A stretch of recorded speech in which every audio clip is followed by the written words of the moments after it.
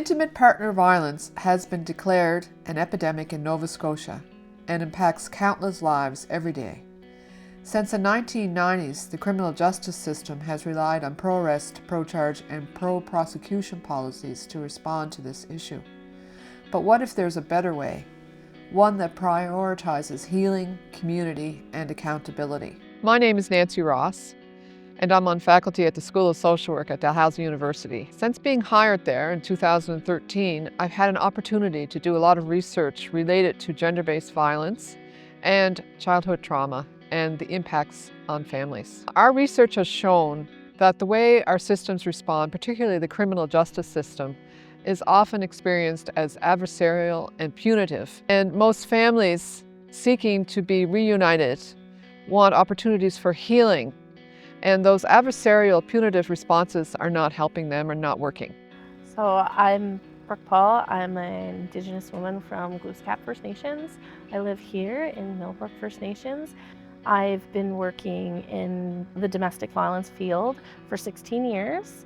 I've been working at an Indigenous women's shelter for going on 14 years. That's my expertise, what I've been doing and who I am. And this is my beautiful ribbon skirt. I went and just bought new fabric and made a new ribbon skirt for today. My ribbons are, the purple is for my daughters. I have 3 of them. The blue is for my boys. I have 2 of them. The yellow is for me, because I always keep everything together. The orange is for every child that matters. And the red is for missing and murdered Indigenous women and girls in Two-Spirit.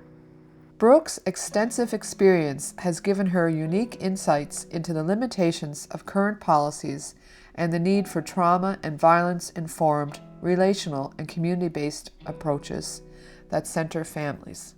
I think we need to do case-by-case basis as they come in and not kind of like wipe it with a paintbrush for one shoe fits all, because each case is different and each scenario is different, and it should all be treated differently depending on what's happening, because no 2 situations are the same, and their experiences and what they've gone through made them who they are today. So we have to look at everything and make sure they have those wraparound services as well. Decolonization and unlearning harmful, normalized behaviors are critical to addressing domestic violence, particularly in Indigenous communities. I've worked with families in First Nation communities and out of First Nation communities. And in First Nation communities, we all do things together as a community. So for example, if a child went into care, maybe the sister takes the child, grandmothers might be stepping up and helping, and there's more support in community. But when you're out of community, there's not always that support. There's some hesitancy in initiating kind of circle restorative programming, especially in cases involving gender-based violence. Some people are scared of change, and they feel what they're doing is working and why change it. And it depends on the worker again. So do you have somebody in there who truly wants to help and who is there for the right reasons? Do you have somebody in there with not a lot of experience and is kind of don't know if they're in the right career they want to be in? Who's in that position and how are they going to help? My name is Kylie Nunn. I work at the Elizabeth Fry Society of Mainland Nova Scotia, where we work to support criminalized women and gender diverse people. Within my role, I work as a facilitator for a trailblaze called Restorative Approaches to Multiple Proceedings, where we support families that are impacted by family violence and navigating multiple proceedings within the justice system. It's an unusual idea that violence can be rewarded, and specifically gender-based violence can be rewarded. There are many types of violence that are minimized and normalized within our culture to start with. So there are many things and acts that are violent that we have normalized to a point where we don't actually acknowledge them as violence, which is a piece of the problem. I think that we live in a society that perpetuates and necessitates violence, and I think that we have a cultural epidemic of violence at this time, specifically gender-based violence. The justice system is not a place to meaningfully address domestic and intimate partner violence. Adversarial processes aren't helpful for those who are going through it. Kylie advocates for restorative approaches that tackle the root causes of violence, rather than relying solely on punishment. Gender-based violence has been declared an epidemic in our province and in our country, and it's an issue that affects all of us. And I believe we have a social collective responsibility to respond to it and to create environments where we support each other and promote healing.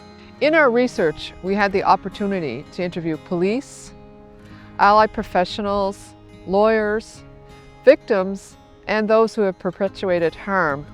And all of them have indicated that the pro-arrest policies and the criminal justice system in general is adversarial, and that this approach is not helpful to them, often creates more harm. And it is unhelpful because it is based in punitive colonial measures that don't meet people where they're at, don't recognize their lived context and experience, and don't provide opportunities for people to heal and learn new skills. Stephanie McGuinness-Langley is Executive Director of the Nova Scotia Advisory Council on the Status of Women, and well known and recognized for her work as a social justice advocate.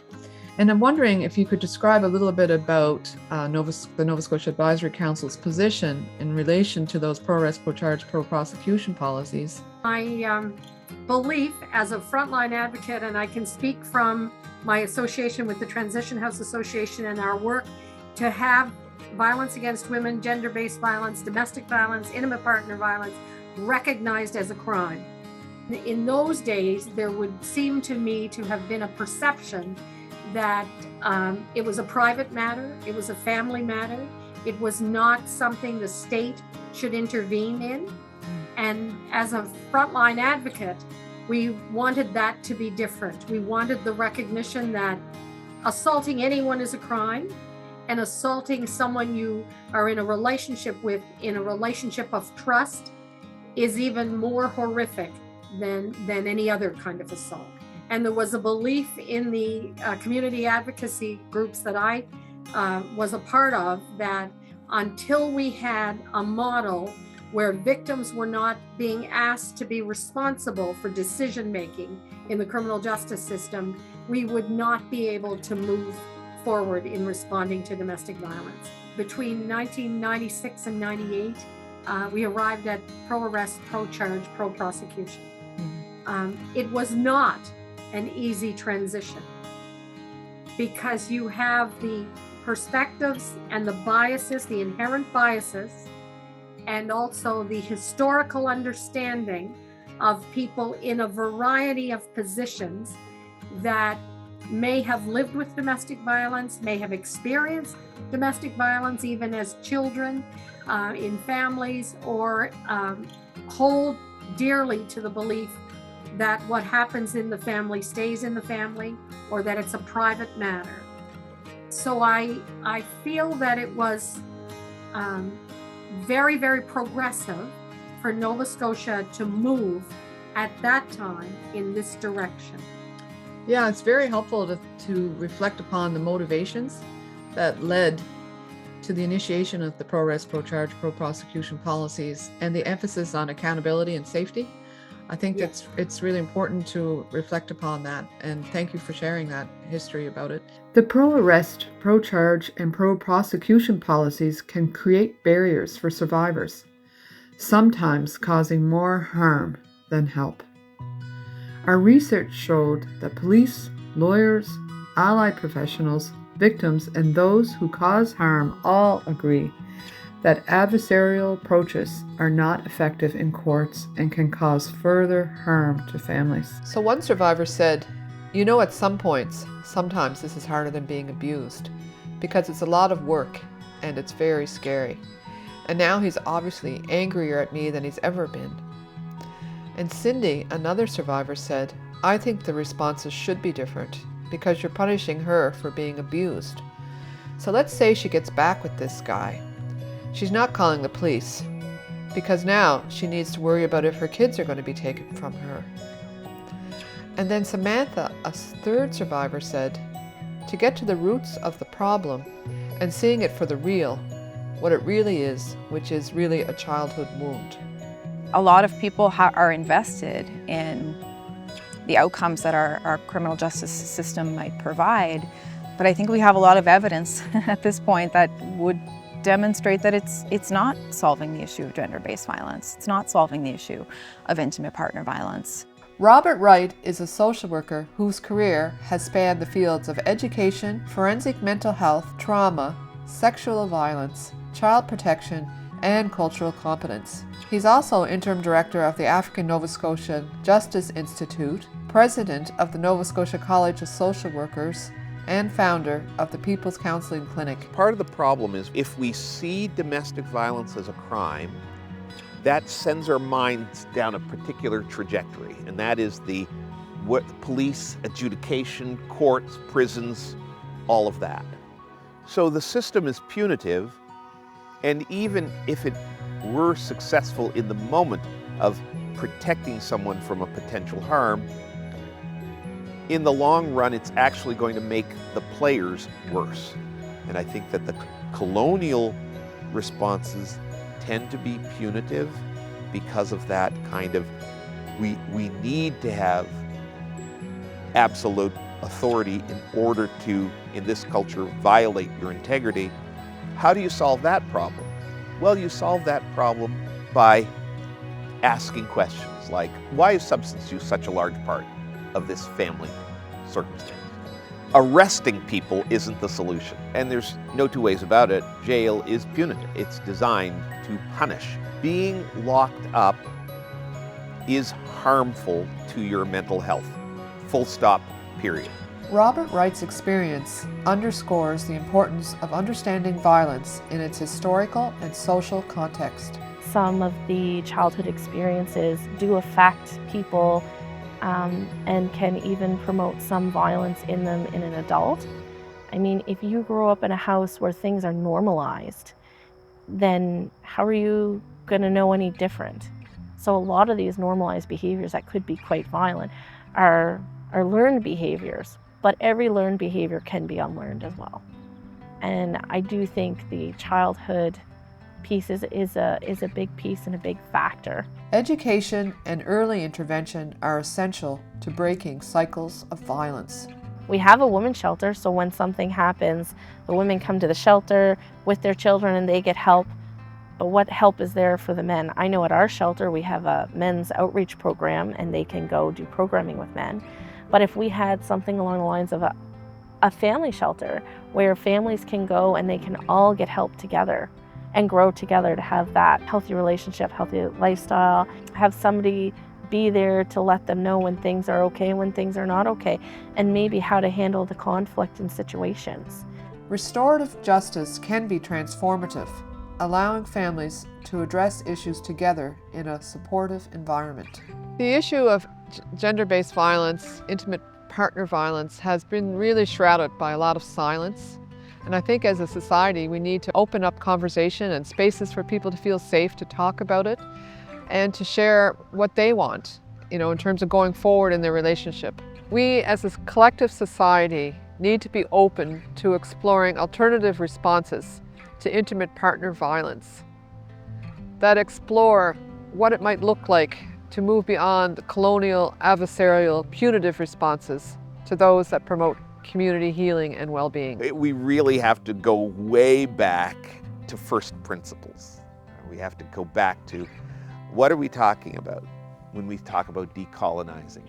So when we think about how do we decolonize, well, for example, seeing perpetrators of domestic violence as people who need to be put away from our community rather than seeing them as a member of the community who is living imbalanced, and that the solution is to find ways to call them back into community. A public health response that's a much softer response. It's a helping response. It's a welcomed response. It's a normal response. A piece of bringing people into accountability is holding them accountable to helping change the narrative. So we really need men and boys to become involved in this conversation about gender-based violence. The focus constantly being on victimization and never being on the perpetration of violence is a piece of the problem. We need to begin to understand the context behind violence. Like, why are people behaving in ways that are violent?